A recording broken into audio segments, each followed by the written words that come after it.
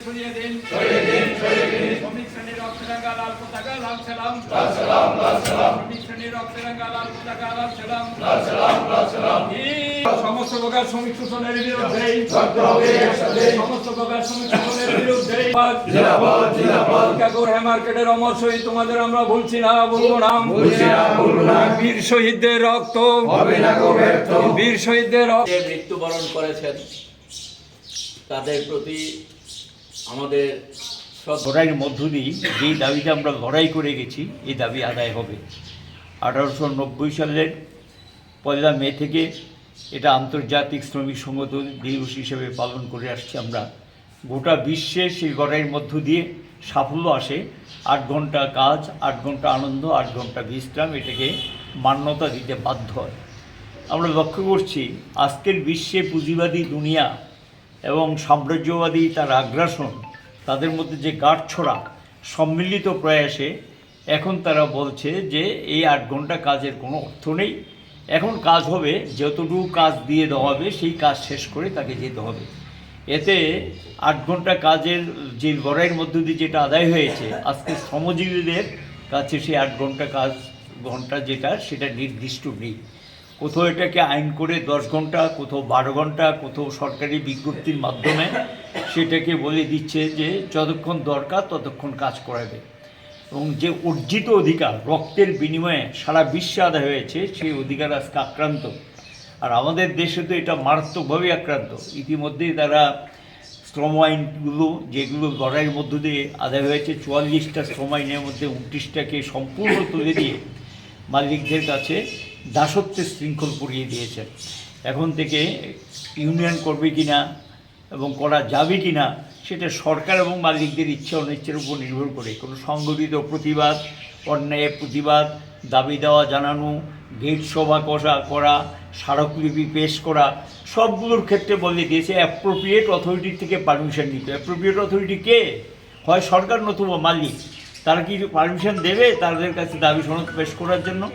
অর্থাৎ মালিকরা শ্রমিকদের কাছে একটা দাসত্বের শৃঙ্খল পরিয়ে দিয়েছেন। এটা আমাদের ভারতবর্ষে আজকে আমরা লক্ষ্য করছি। সারা বিশ্ব দেশে দেশে পুঁজিবাদী দেশগুলোতে এটা কোথাও এর আত্মপ্রকাশ ঘটছে। এটা হলো স্বৈরাচারিতার বহিঃপ্রকাশ। যখন সমস্যার সমাধানে ব্যর্থ হয়, পুঁজিবাদ তার সংকটে নিমজ্জিত, এই সংকট থেকে বেরিয়ে আসতে পারছেন না। একদিকে পুঁজিবাদ তারা নানা দিকে যুদ্ধের দিকে তাড়না করছে এবং আমরা লক্ষ্য করছি প্যালেস্টাইনের উপর আক্রমণ, মার্কিন মদতে, এবং পৃথিবীর কোনো দেশের মধ্যে যেমন রাশিয়া ইউক্রেনের যুদ্ধ, এখনও কোনো দেশে সেই ধরনের যুদ্ধের উন্মাদনা দেওয়ার চেষ্টা করছে। কোথাও ভাষার নামে, কোথাও সম্প্রদায়ের নামে, কোথাও দেওয়া জাতপাতের নামে, এবং বিভিন্ন বিষয়কে সামনে কোথাও ধর্মের নামে একটা বিভাজনের চেষ্টা তারা করছে। এটার লক্ষ্য একটাই যে কোনো অবস্থাতেই যাতে আক্রান্ত মানুষগুলো তার অধিকার আদায় করার জন্য ঐক্যবদ্ধ না হয়, তাদের মধ্যে বিভাজন করছে। এটার বিরুদ্ধে আমরা চাই একটা ঐক্যবদ্ধ সংগ্রাম এবং ঐক্যবদ্ধ লড়াই, এবং এই লড়াইটা করতে গেলে নিজেদের একতাকে শক্তিশালী করতে হবে। শ্রমজীবীদের এই দায়িত্ব নিতে হবে, শ্রমিক শ্রেণীকে এই দায়িত্ব নিতে হবে।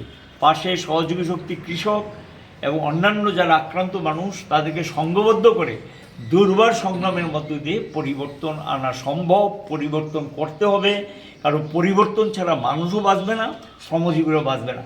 এবং এই পরিবর্তনের জন্য নতুন করে সারা বিশ্বে এখন এই সংগ্রাম শুরু হয়েছে এবং এই লড়াই আমাদের এগিয়ে যেতে হবে।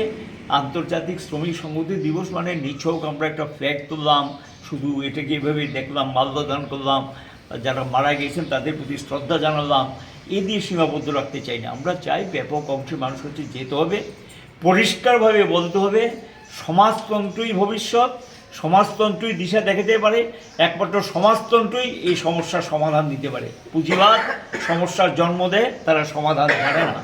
এবং এই যে বিকল্পটা শ্রমজীবীদের কাছে নিয়ে যেতে হবে। এবং যারা তথাকথিত শ্রমিক সংগঠনের নামে শ্রমিকদের মধ্যে নানা ধরনের প্রশ্ন নিয়ে আসে, বিভাজন ইত্যাদি করে, এবং শ্রমিক সংগঠনকে অনেক সময় বললে যে এরা তো আন্দোলনের বাইরে থাকবে, লড়াইয়ের বাইরে থাকবে, রাজনীতির ঊর্ধ্বে থাকবে।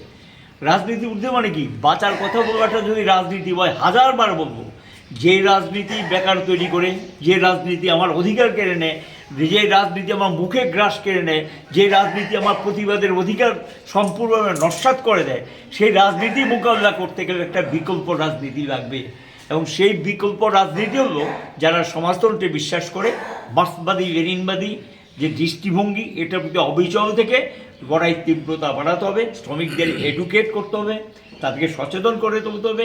এই কাজটাই আমরা আজকে আন্তর্জাতিক সংস্কৃতি দিবসে আমরা আলোচনা করতে চাই। এই লড়াইকে আমরা আরও বেশি তীব্র থেকে তীব্রতর করব, এই আবেদন